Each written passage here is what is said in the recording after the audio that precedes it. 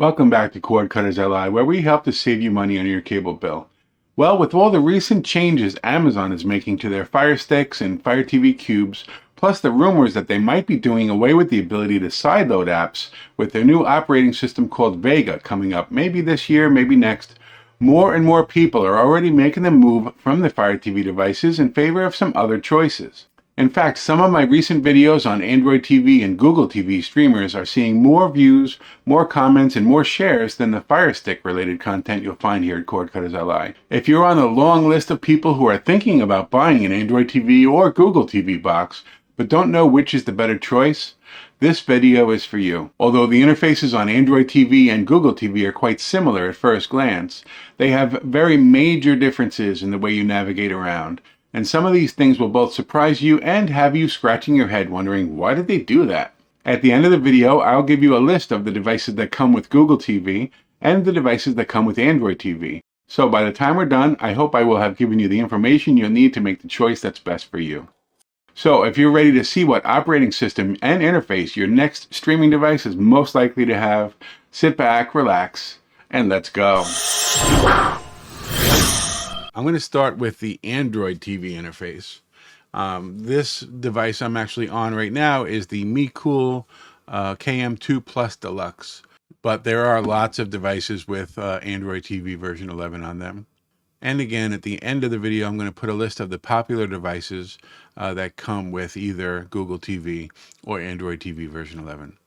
And just so you know, I will be switching back and forth between Android TV and Google TV, and I'll make sure that I always have this on the screen to let you know which one I'm looking at any given time, so you don't get confused. So here we're going to start at the top of the screen. On Android TV, you have these two buttons. So this button at the top left is actually the same as pressing the Google Voice Assistant button on the remote. So you can search for stuff there. You can also, if you don't want to use the voice button, you can click here to type and search for something, you know, an app or a movie or whatever.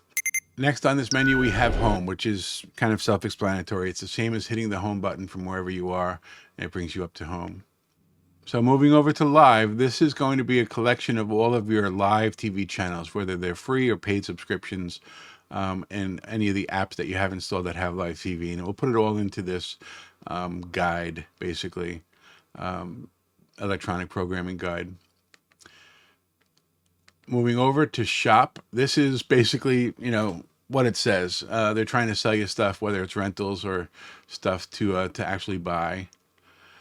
I don't spend a lot of time in this tab myself. Next, we have Discover, which is kind of very, very similar to the Shop tab, where you're going to have some stuff to discover. It's also some free stuff in here mixed in with some paid stuff, things that they want to show you based on, you know, some of the things that you've been to and, you know, in your history and so on.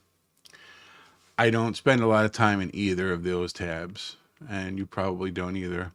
Next, we have Apps. This is basically all of the apps that you've installed on your device. This is a very different tab from the Apps tab on Google TV that I'm going to show you in a minute. But basically, a lot of people like to just go to this Apps tab, and then they'll easily and quickly see just the apps that they have in their device. All your apps and nothing but your apps that are installed.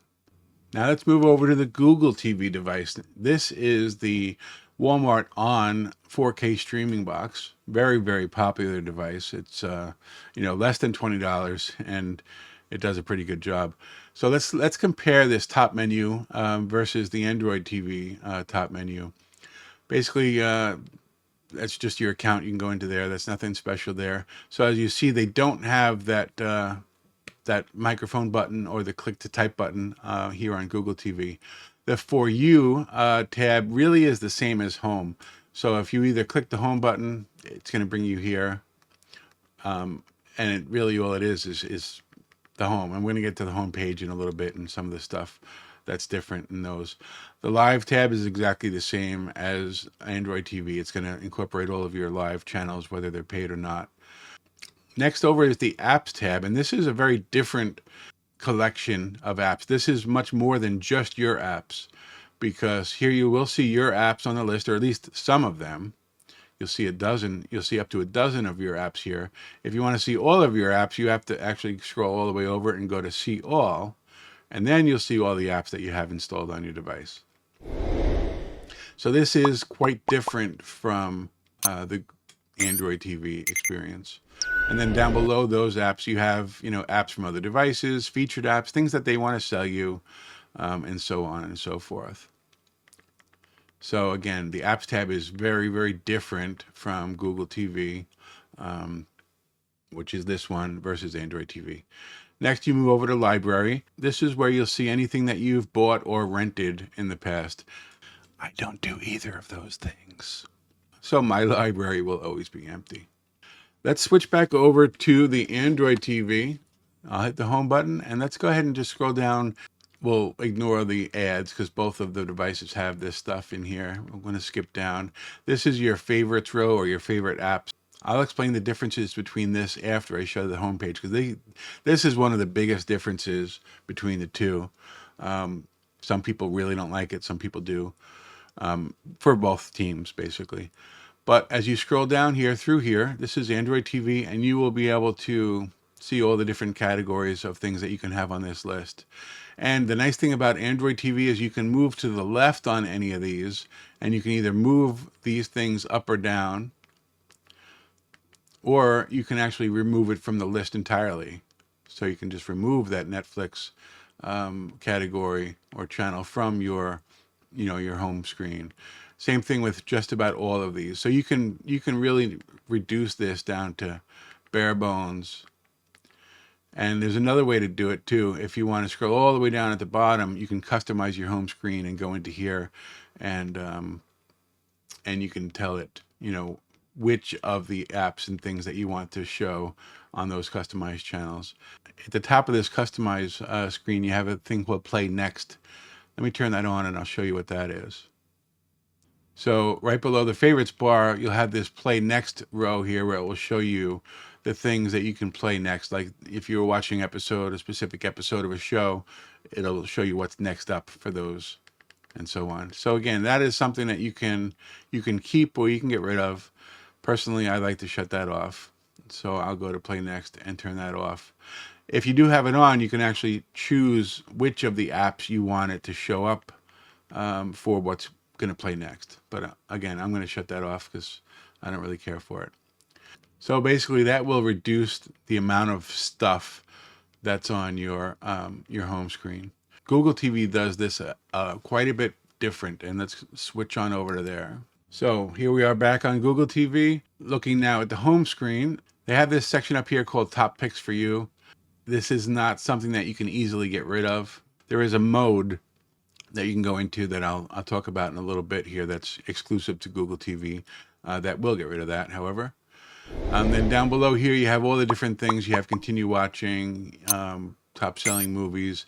None of this stuff, I'm moving to the left right now, like on Android TV. None of these menus you can move to the left and move up or down or change in any way. So the Google TV home screen is more or less the Google TV home screen. You're not going to be able to modify this home screen much at all. You can manage the services that show up on here if you want to, but that's really about it. There's not a lot you can do with the home screen. Next, let's switch back over to Android TV. And I want to show you this favorites bar, because the favorites bar, or the favorite apps bar, is very, very different from Android TV versus Google. And the difference basically is this. On the favorites bar, you can do this to both. You can, if you hold in the button, you can move the apps wherever you want to. That's cool. You can also remove from the favorites bar. You can remove an app from the favorites bar so it's gone. All right. You can have as few on Android TV. You can have as few or as many apps as you want, or at least within reason. I've had this up to like 20 apps, maybe 15, 20 apps on this favorites bar, and I have not reached a limit where they said you can't add any more. If you want to add an app to this favorites bar, you move over to the right, click that plus, and just pick whichever app you want to add, and you put it back onto the favorites bar. Again, you can hold it in, move that app anywhere on the list. So that's the favorites bar for Android TV. Let's go over to the Google TV interface now. And let's go down to the favorite apps bar. On this one, they call it Your Apps. Now, on Google TV, when you first get the device, you're going to only have a few apps, right? So there's probably only going to be 3 or 4, maybe 5 apps on this bar. With Google TV, if you have an app installed on your device, it's going to be on this bar. Up to 12. It will show you up to 12 apps on this favorite apps bar. And you can't, once you have 12 apps installed on your device, they're going to be here. If you have more than 12 apps, they won't be on this bar until you add them. But there's only room for 12. So if you wanted to add another one to the list, you'll have to remove one from the list. So let me show you what I'm talking about. Over to the right, you can go to See All. And this is basically all the apps that I have installed on this device. So above that gray line there, those are the 12 apps that are going to show up on your favorites bar. The ones that are below, they're not going to be there. So if you wanted to move, let's say I wanted to move this app up to the top. You would say move, and you move it, but see what happens there? If I move it up, that Spotify app jumped down below. So there's only room for 12. And you can move it up there, you click home, and there it is, you can see it. Now, if you wanted to have less than 12 apps on this bar, the only way to do that is actually to uninstall those apps, which is, kind of silly. While we're still on Google TV, I want to show you one feature that's not available on Android TV at all, and that is something that's called app-only mode.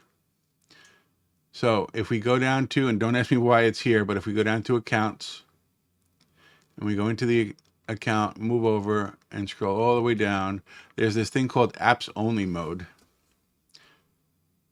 Basically what it says here, it says when on, this will hide Google's recommendations from your home screen along with your ability to give feedback on movies or shows or add them to your watch list.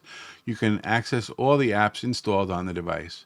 So let's just change this to apps only mode. We'll turn it on. You can read up on exactly what it's doing and click turn on. And now let's hit the home button and see what we see. Again, we're still on Google TV. This now is only going to show you the apps. I mean, you're still stuck with this stuff at the top, the adverts that they're trying to sell you and so on. But this is where you'll see all your apps and nothing but your apps, except for, of course, this ad stuff at the top. The menu at the top is gone, basically. You no longer see a For You tab. You don't see a Live tab or an Apps tab. Basically, all you see is your apps. And this is kind of cool. This is nice if you're setting this up for, like an extra bedroom and you don't want to have, people going into all the settings and all the different things and, potentially buying stuff. This is a nice feature, I think, for Google TV. It's a little cumbersome because if you do want to go into any of the settings or any of these things, you do need to, turn apps only mode back off. And I'll do that in a second, just by going back in there and scrolling down. And then we're back to the fully loaded Google TV with the menu at the top and all this other junk on the screen. So that's apps only mode on Google TV.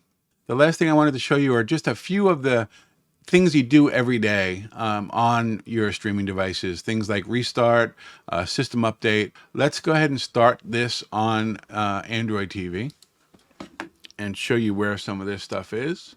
All right, so both Android TV and Google TV have gear buttons, which is kind of cool. So you can click on the gear to go into your settings. First thing I want to do is show you how to check your device for updates. So you'll want to go into Device Preferences, then go into About, and then you have System Update.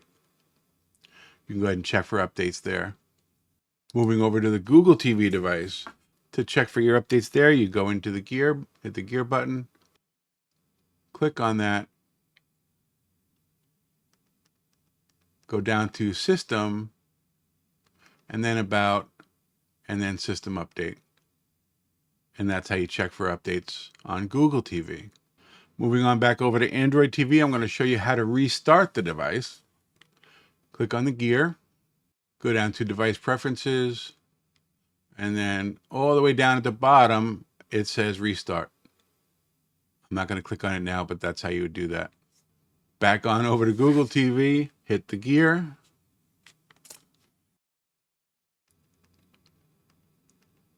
Go into System. And then all the way down at the bottom, click Restart. So they're not really in the same places, but that's the way it goes. While I'm on Google TV, I also want to show you, it's a very different interface as far as how these settings are. So when you go into the gear, you have a choice of, you can actually go into the settings by clicking on the gear button, or you can go into the account by clicking on the account. All right. But back to the gear, this is sort of a very Roku-ish menu structure, because when you go into any of these settings, when you click on it, it kind of brings you from left to right, and then you go over to the different settings. And that's kind of the way that Roku works if you've had one of those devices. Over to the Android TV device, everything stays on the right side of the screen. So you can dive deep into all of these settings, and it's all going to stay on the right. It's not going to, go from left to right and so on. So that's just a little bit of a difference between the two interfaces. So those are the biggest differences between Google TV and Android TV. Next, as promised, I'm going to show you a list of the current and popular devices for each Google TV and Android TV. All right, so here we go. On the left, we have all of the Android TV devices with the price. This is the list price at the time of the recording, and this does not include any sale prices or discount codes that you might get. Some of these, in fact, most of these, you can get for less money than these, with the probable exception of the NVIDIA Shield and Shield Pro. Those almost never go on sale, and maybe once or twice a year for a day or two. Almost anything else can be obtained a little cheaper. On the right, you have the Google TV devices and their prices. One thing off the bat, you'll see that the Android TV devices in general are more expensive than Google TV devices. I think that will change over time, but for now, the Google TV devices are, in the lower end of the price range. The ones with the little play button next to them, those are the devices that I have done reviews on here at CordCuttersLI, and you can check those videos out. I'll put a link in the description for each of those.